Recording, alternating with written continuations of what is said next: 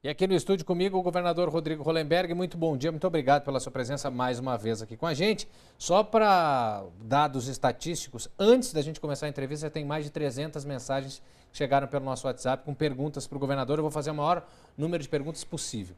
Veja bem, Porta Nova, os dados estão abertos para todos. Em todas as conversas que nós temos tido com os dirigentes dos sindicatos, nós estamos convidando que eles designem especialistas em finanças, advogados, para que possam conversar com o nosso secretário de Fazenda, com os nossos técnicos, para mostrar a realidade orçamentária do Distrito Federal. E eles sabem que nós não estamos implementando esse reajuste agora por total falta de possibilidade de fazê-lo. Qual era a nossa proposta? Era esperar o fim da sessão legislativa, onde teríamos um conjunto de projetos apreciados e alguns aprovados, e a partir daí, sabendo a receita que teríamos, apresentar um cronograma de reajuste. Nós queremos pagar, mas temos que fazer isso com responsabilidade. Não adianta de nada a gente dar um aumento esse ano e quando chegar no ano que vem não conseguir pagar. A Câmara solicitou que a gente apresentasse o reajuste condicionado à aprovação de alguns projetos. Como esses projetos, a maioria deles são projetos de venda de terrenos, em que o recurso entra apenas uma vez e as despesas de salário são de caráter continuado, nós só temos condições de implementar esse aumento a partir do dia 1º de outubro. Se até lá nós tivermos, por sugestão dos parlamentares, dos próprios sindicatos, de representantes da sociedade civil, outros projetos que nos permitam aumentar a arrecadação de forma continuada, nós podemos rever esse calendário, mas só nessa condição. Com o que nós temos hoje, com os projetos que estão lá, nós só temos condições de implementar o calendário a partir de 1º de outubro, se todos aqueles projetos forem aprovados. Essa é a condição. Nós só temos condições de implementar a partir de 1º de outubro, se os projetos que estão na Câmara forem aprovados. Se conseguirmos outras ideias de arrecadação, nós podemos rever esse calendário. E antecipar.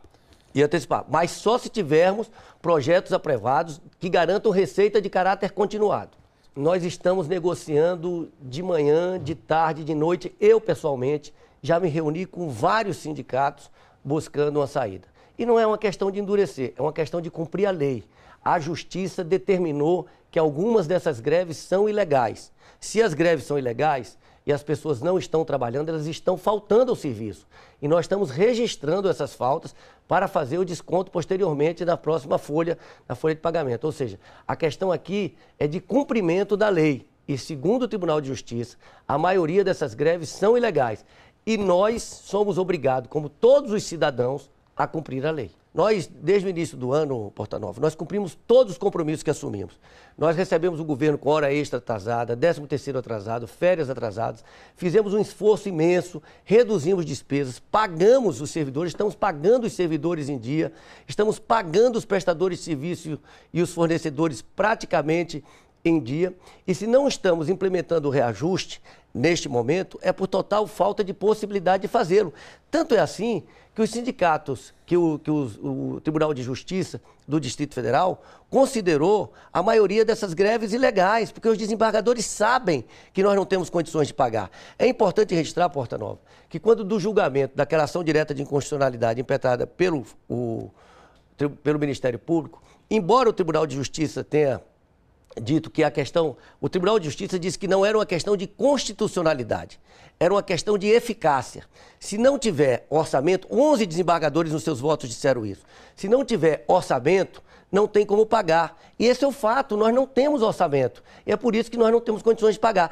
Para pagar o salário dos servidores em dia, como estamos pagando, nós tivemos que utilizar os recursos do superávit do IPREV. Se não fosse essa medida, nem o salário nós estávamos conseguindo pagar. Essa é a realidade. Foram aumentos dados sem previsão orçamentária, foram aumentos dados sem a concordância da Secretaria de Fazenda, sem a concordância da Secretaria de Planejamento naquele momento. Vamos pedir a execução dessas multas, das greves que estão sendo consideradas ilegais. Vejam bem, é inadmissível, Porta Nova, que um doente chegue numa farmácia e não receba o seu medicamento. Isso é inadmissível. É inadmissível um servidor público prolongar o sofrimento de uma família e não liberar um corpo do IML. Isso é inadmissível.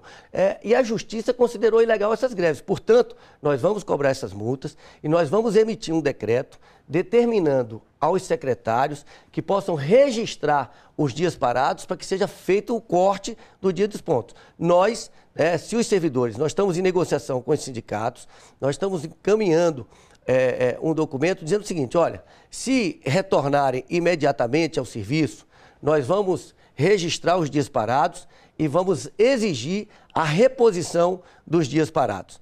Caso não volte imediatamente ao trabalho, nós vamos fazer o corte do ponto. Na próxima folha. Na próxima folha. A folha já está fechada, portanto, esse corte se dará na próxima folha. No início deste ano, mesmo com toda a dificuldade financeira que nós tínhamos, nós contratamos 6.000 professores temporários para não faltar professor em sala de aula. E não faltou. Quando a gente percebe que o noticiário não fala disso, é porque as escolas estão funcionando com os professores de forma adequada. Portanto, você tem essa nossa garantia. Teremos os professores em sala de aula no início do ano letivo.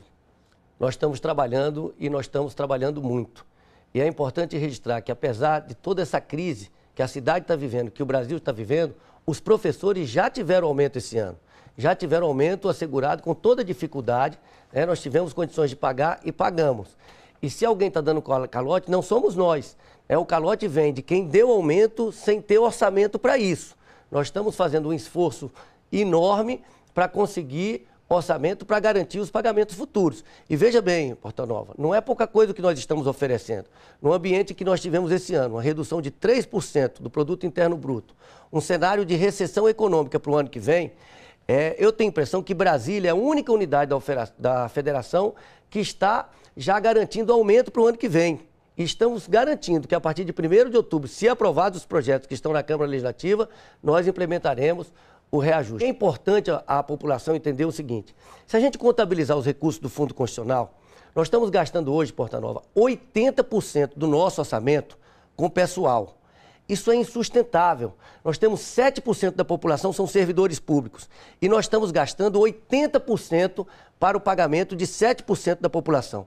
Com isso, Porta Nova, não sobram recursos para políticas sociais, não sobra recurso para política habitacional, não sobra recurso para o Estado investir nas áreas mais carentes, como Sol Nascente, Pôr do Sol, Porto Rico, Arapuangas, não sobram recursos adequados para a compra de medicamentos, para a alimentação hospitalar, para o custeio da limpeza pública, enfim. Essa é uma questão que nós precisamos debater. Nós queremos pagar os servidores, queremos servidores qualificados, queremos servidores bem remunerados, queremos servidores motivados, mas o Estado não pode viver só para pagar servidor público. O Estado tem que ser um indutor de redução das desigualdades sociais. Se a gente utiliza praticamente todo o orçamento só para pagar servidor, nós estamos contribuindo para agravar as desigualdades sociais. Olha, nós pagamos muita dívida, Manfredo. Nós recebemos 3 bilhões de reais de dívida, e hoje essas dívidas estão em torno de 1 bilhão e poucos, portanto, pagamos muitas dívidas. E temos que pagar o restante do custeio da máquina. A máquina não é só para pagamento de servidor. Nós temos, como disse, nós temos que comprar remédios, nós temos que pagar alimentação hospitalar, nós temos que pagar manutenção de equipamentos, nós temos que pagar a limpeza pública, nós temos que pagar a mobilidade urbana e no ambiente de crise. Em que pegamos uma dívida de 3 bilhões e um buraco no orçamento de 3 bilhões e meio. Para que vocês tenham ideia, a previsão no orçamento para pagamento de pessoal esse ano era de 16,2 bilhões. E a despesa real são de 19 bilhões. Ou seja, só para pagamento de pessoal, nós recebemos um orçamento com uma defasagem de 2,8 bilhões de reais.